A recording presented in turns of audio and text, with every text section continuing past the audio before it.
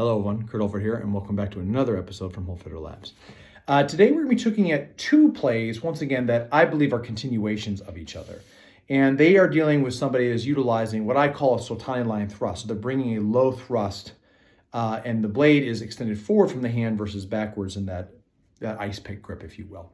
I think this is a very interesting concept right here because I had a conversation months ago in regards to this with another practitioner in the Northeast. Ian Davis had talked about, how certain terminologies may also indicate things that you're having to do with here. And it's right here, it talks about like the pressa. So based off the conversation, and please, if you're watching this, please correct me if I'm wrong. Because from what I remember in our conversation, it was pressa is a way of also, if the arm's extended, you are pressing into it. So you stopped it and then you press into that grapple point. If I'm misunderstanding that, please correct me. But we're utilizing that kind of concept right here to look at both these plays and how they might be able to, contend with, rather than being a one and done shot, how we may have to work towards something right here rather than just trying to put our thumbs out there and stopping it. It had come down from a combo that he had mentioned before within Fourth Master, which I thought was very helpful because we'd had people we try to stop by here with the thumbs, and thumbs are very ineffective. Very, very, very ineffective. And he had some really good comments in there as we had some offline dialogue. So again, anyway, with that being the case here, let's kick into it. Okay, so this week here, we're going to be talking about a nasty situation right here, which I personally think is the worst situation to defend from. It is horrific. Everything up until this point has been dealing with that Mandrito side, so whether it's Mazzani or Fendente. And now we're going to be dealing once again with the Mandrito side. However, we are talking about the Sultani line here and utilizing that straight shot here. Of course, we have also talked about the Revezzo, but everything at that point. These are all things right here that cause time to charge. You have a charging action with this right here. The thing that's nasty about the Sultani line with this right here is if Mr. Connor grabs onto me successfully on this right here, if he has that dagger out, he doesn't have to charge anything. He's going to bring it straight in. That's the part that's very scary about this. And the reality is, if he is a person that is very, very savvy, this right here is the thing that we see from the very first portion of it all. However, if this is a serious knifeman, and say I'm wearing a hoopla, maybe I'm wearing a hood, maybe he grabs under my hood. This is the part where it gets really nasty here. Maybe he grabs to the back of my head. Because the thing about right here, as he pulls down with this right here, this gives me open to the belly, which sounds like it's a good idea here, but the reality is he wants to bend this and bring me into him. So by grabbing onto these spaces right here, he comes into this and he'd pull me in. This basically, he wants this. It's very easy to steer me into that knife shot. Absolutely terrifying situation. When we train this in class, it's quite essential. It's quite intense. So it's essential that you move slowly with this. So that's the anatomy of what we're looking here, and I want to kind of talk about that because, again, ultimately, that's Sultani line thrust, how we get there in the action, whether I push back, charge. Even coming up with this, I have to come up to activate the knife. Coming here is just straight in. And by the way, we've talked before, that's very easy to get into the areas where Fiore tells us to go, the groin, the armpits, underneath the throat here. He can he's not just hitting the guts right here. He can put this into my groin, into my armpits, into my throat. There's all sorts of things right here. This is very subtle, very quick, and very lethal, okay? So this is two parts to this right here, because he talked about the first covering mechanism. However, he utilized the term called pressa, which, interestingly enough, I think, based off of a conversation I've had with Ian Davis, it's not necessarily that I'm trying to make this shape. It's that his arm has been stopped, and I'm going to press to it, okay? So off of this right here, he grabs onto my body with this right here. And now what we're talking about is essentially the picture as we see here to start off with is this. Ultimately here, he's got the dagger coming over here, and my arm's coming across like this right here. Now, we might be thinking, well, just put the hands out there with this. But there's a lot of factors that we're not necessarily considering with that kind of mentality. This arm, maybe if he bends the arm like this right here and pulls me in with this, well, one, I got space to work, but I'm also being pulled forward into this. If he's maybe pushing me back with this, well, now I can put my hands up, but he still sticks me in the guts. Thumbs, like we talked about Fourth Master Dagger. Thumbs are very easy to break through. So what I think we're talking about here is, again, Fiore doesn't care, is it backhand, is it this right there? He cares, stop them and then press to the situation. So what I think that means right here, if this knifeman is serious, and he is right here, he grabs hold of this here, he's got the dagger in place here, and all I'm going to do is I'm going to shove my left hand out as fast as I can. Covering this way is kind of not necessarily helpful. If I come over top of this, well, that gives him access here to cause other things to this arm, right? If I push this right here and his arm is very strong, he pushes this out, he can control that right here. So it's got to be the left hand here that's going to be doing the activation here to cause the covering first. So as he comes up with that knife, what I think is happening, I'm coming here with this, I'm trying to get my hand out as much as possible. Maybe that's my hand over top this way. Maybe it's this on the outside. Maybe it's here across. Whatever, I don't care. Maybe I decide to go down with both my hands here. Maybe this is the case here. I grab onto this, right? Doesn't matter. We are stopping this line of attack. Doesn't matter. So if he comes in with this, one of the things I think is necessary here is all we're doing here is we're taking the lessons from First Master, where that strike to the inside of the hand, which clears it. We're instead doing the same thing here. We're just going to bring our hand off to the side here, which then, so if he tries to retract, I have all these spots right here where I can grab onto the dagger. It's tying up time for me. That's the thing I care about. Is it going to stop it, and can he get his dagger free from me? Absolutely he can. But it's not the same thing as me going like this, and then all of a sudden he pulls back again right here, and it's this, and where he resets right here, and he pops my thumb out of place because I don't have the covering. So again, we're talking about, I think, utilizing the inside of the hand. Again, for me, striking the inside of the arm, causing injury right here, or causing loosening of the grip is a key factor. We're going to go with that one because, again, we can do the other ones, but I'm going to talk about this right here because, again, how this might tie up. Okay? So he comes in with that. I come out with this as much as possible here. As soon as this happens here, if he tries to bring his arm back here, I'm going to come in here as much as and start seizing this. In, I can grab, and I can do everything right here to hold and control this. From here, I've got stability. So I'm not sitting there like, hit my thumbs, break my thumbs. That's not the case right here. Shot in, grab in, seize. A little bit slower so I don't bust this. Boom, grab in. So that's what we're seeing right here. And based off the conversation I had, like I said before, the idea that like his arm is suspended. So because his arm is suspended, it gives me the access to be able to grab that from him. Now, from this position, he tells us lots of things we're going to do, but he can move into the next play. From this, I'm going to talk a little bit what I think we can do from this area, and then we'll go into the next sequence. From this position, off right here, if I come here and grab onto this, well, one, that gives me the ability to start turning his elbow. If he's fighting me on this, which he probably would, gives me the access right here. I'm going to hold on to this. Maybe his hand comes up right here. It's a nasty situation. I'm going to start turning this as much as possible. Maybe I can start taking this from him, and that's where we start getting a very, very nasty situation about how we can get into this.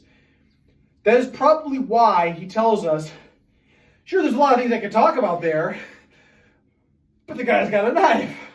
What are we going to do here, right? I could sit there and say like, yes, but I can do this right here, and you can observe how I just come up over top and I've won the day. Look how easy it's right here, right? But a lethal encounter is not necessarily dealing with this. And essentially right here, Fiore goes into the next sequence play, which is about taking this dagger away.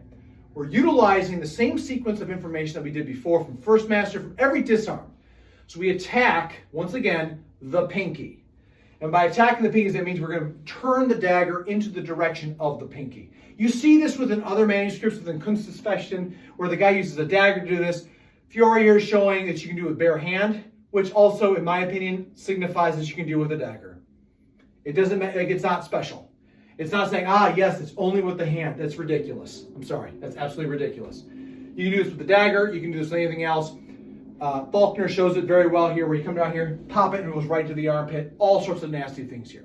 So, the second image is this. So he's secured into this right here. Shot comes in. I've successfully grabbed onto his arm, and I'm into this pressing situation where I'm holding on to him for dear life, right? From this position right here, I don't have a lot of time because the reality is my arm is bent. If he wants to, he can let go, shoot his arm across right here, and now it's a really bad situation. So understand that's right here, it's a possibility, okay? All he has to do here, if he wants me to stop doing this, is he can move his arm up, and from here he can drop it down low, underneath my elbow, and push me up and over, and now I'm in a lower lock. So the point being is, off of this, I have very little time. So before I can let him start thinking about all these nasty things that he can do to me, right? Like putting his fingers in my eyes, pushing me into lower lock, kicking me in the dick, whatever the case may be here, I've got to put his mind somewhere else, which is why I think he attacks the dagger the way that it is. Take the poetry out, and this is the reality. I'm trying to attack his psyche. So what do? Instead, he goes to the dagger, and he starts to rip it up and under this way, utilizing off of the pinkies. Off of this cusp, right? So if I come in right here, I'm in the spot. Maybe he decides to put his fingers in towards my face here, and he's thinking I can get away with this. The immediate action, when he's doing here, maybe he thinks he's got the way up. If I start putting my other hand down right here, where does his focus go? He's not going to sit there about putting the finger in the thumb. He wants to regain his dagger because now it's a 2-on-1 situation with the knife, which is why I think why he's taking this so fast here. However, from this position, I can take this straight up. I can take this out of his hand, right to the groin, right into the other spots right here. I have an advantageous right here to really strip this thing out. If I don't take it away and I just turn it, and he grabs really tight, and I turn this, I've got other place right here where I can start moving in on him. Again, I want to shift his mind by attacking a part of this that is not there in play, okay? Yes, please put your finger in the eye. Didn't you say knowing effective strikes? Absolutely. I'm not saying that I'm not without getting killed here. I'm saying that he's got a lot of opportunities here, and before I can let him think about that, I've got to make him think about the thing that's right there, which is the dagger itself. So if he feels, so in this position right here, grab it in, just off this case, I come right here with this.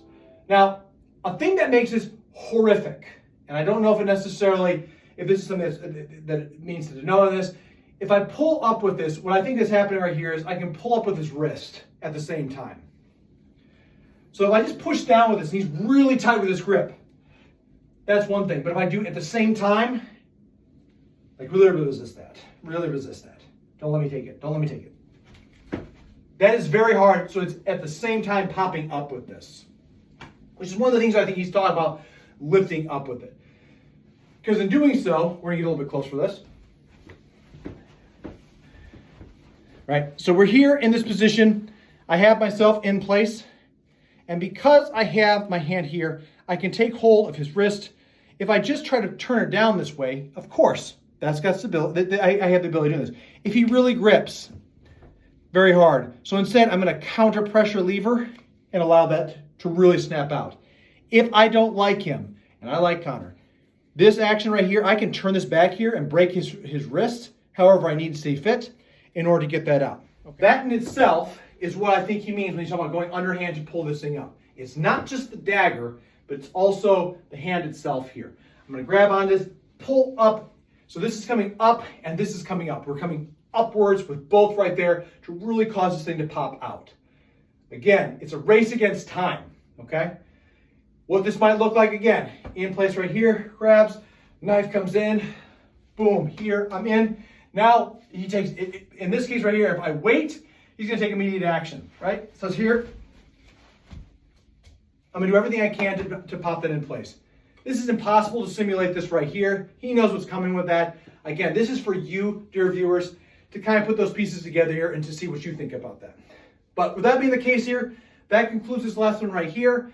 Very visceral, very fast. It's two plays together right here, which I think they go hand in hand. I think it's a deeper lesson of, if this happens, don't mess around. The timeline is very nasty when it comes to that low shot. It's easy. It's effective in armor. It's effective out of armor. And if you get the hold of that, you've got to hold on to dear life. Stop it, then press to it once you have that. And that's all we got for this for these two plays. So you can see with the video that once again to me it makes a lot more sense that we're utilizing that strike. So and again we're closing off. We're using posta longa, and then while it's being pressed out, I've pressed the hand out. The dagger is stopped right here.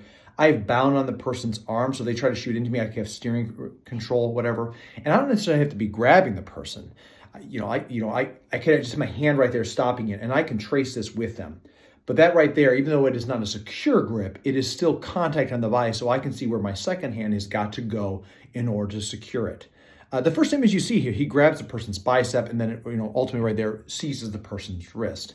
How he does that, to me, I don't think it's just outward like this. It might be. Maybe the person is doing this right here. You're making that shape to get to that. When I do dagger work, something that I find that is very, very, very helpful for me is it's never about just one and done shots. It's always about, okay, I've got this. Always put something on to stop the main force of it, and then to get the other hand to a spot on how I want to make that crossing happen. So most two on one hand positionings for me, if I have to do this right here, I know I can defeat that. I know I have that. But if I don't know I can defeat it, the important thing is to clog space with my hand. Interestingly enough, in these images here too, there is something that there's a question, and I don't know the answer to this. And personally, let me rephrase this. I do know the answer right here. This would cause a lot of horrific things here to actually cause somebody to put their mind somewhere else. If you look at it, it almost looks like the guy who's performing the remedy here is stepping on the guy's ankle.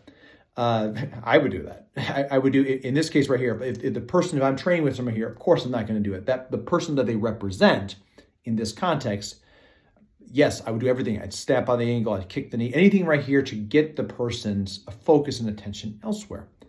I don't know, and from what I've read here, it doesn't necessarily look like, it doesn't look like there's anything in there that says about kick the ankle or anything along those lines here as far as the translations.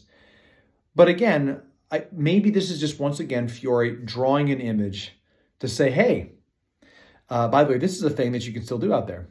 It's still an option. You can do this. And showing off this right here, how you have that, and that allows us even more to control and lock up the arm. In sparring and whatnot, I have tried that, and it's, just by stepping on the person's foot. So we set it up here like, I make that cover, then I step, and then I grab in this way. I'm taking away that person's actionable efforts. Now, in the next one, which he shows here, taking away the dagger. Again, this is that continuation of attacking the pinky. So if I try to go into my hand this way, then you're going against all four of the fingers. But if I turn it backwards, I'm making it so that it's going out this way. I'm pulling it out of the natural curvature of the hand. With the dagger right here, you see how we did that push-pull. That's very painful to do. And with Connor, I was being very careful with him because the reality is I could really screw up his wrist. And if this is a person, once again, that he is supposed to represent, then yes, I'm going to do everything. I'm going to yank this. I'm going to torque this. I'm going to break. I'm going to do everything I can because this person just tried to knife me, right? That's a big part about this. You also notice in the second one here too, the feet are all backwards. So it makes me wonder if that's also representing a scuffle. We don't know. And honestly, when it comes down to a lot of these things right here, I don't look at Fiore as an academic. I think that's kind of difficult to do because the reality is combat's chaos. And these types of images right here represent potentials and not just exact moments. So again, that's how I look at some of these things. Anyway, but with that being the case here, I'm kind of curious what people think out there in regards to this here. What are your ideas on when it comes on Depressa? And again, Ian Davis, if you're watching this right now, thank you so much for that conversation because it put perspective into me right here too. We teach that in our class. Don't just go for it. Sometimes work to it because it may be the wrong time to sit there and just go, I've got this, and pushing two hands into a direction when the person's savvy, it can grapple on there. So that was a really good observation that helped me out to kind of look at these things and change up a little bit my perspectives on as far as the text goes. The mode, as far as my head went, is always work towards the optimal situation. Don't just go for it because in going for it you can miss and then all your cards are on the table and then you're in trouble. So anyway, shout out to you. Thank you so much. I appreciate that. To everyone else, my viewers out there, please, thank you so much. Understand, if you have any thoughts on this right here, leave a comment below. Love having it right here. Love having you here on the channel and love seeing where we're going here with this view of Armad Sari. If you're new to the channel, consider liking, subscribing, sharing with a friend. I want to grow this channel here. And I want to spread this work as far as Fiore goes in Armad Sari and just continue to pass on what I see with this right here for the greater, historical martial arts community that's out there. So with that being the case here, everybody, as always, please, until I see you next time, always be safe out there, train well, and fight on. I'll see you all soon.